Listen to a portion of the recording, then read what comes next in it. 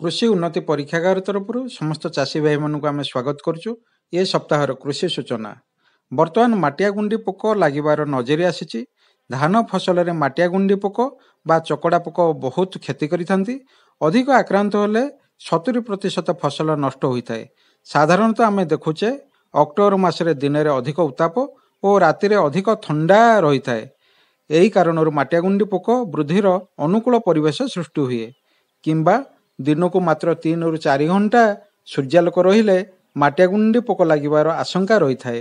ମାଟିଆ ଗୁଣ୍ଡି ପୋକ ବୁଦା ପ୍ରତି 5 ରୁ 10ଟି ପୋକ ଦେଖାଦେଲେ ଆପଣ ତୁରନ୍ତ ଉପଯୁକ୍ତ କୀଟନାଶକ ପ୍ରୟୋଗ କରନ୍ତୁ ଏବଂ ଜମିର ପରିବେଶକୁ ନିରୀକ୍ଷଣ କରନ୍ତୁ। ଜମିରେ ଅଧିକ ସମୟ ପର୍ଯ୍ୟନ୍ତ ଠିଆ ପାଣି ରଖନ୍ତୁ ନାହିଁ। ଆପଣ ଜୁଆରୀ ଫାର୍ମ ହବ୍ ଲିମିଟେଡର ପାନେରୋ, ଯାହାର ଟେକ୍ନିକାଲ ନାମ ପାଇମେଟ୍ରୋଜିନ୍ 50% WG, ଏକର ପିଛା 120 ଗ୍ରାମ 200 ଲିଟର ପାଣିରେ ମିଶାଇ ସ୍ପ୍ରେ କରନ୍ତୁ।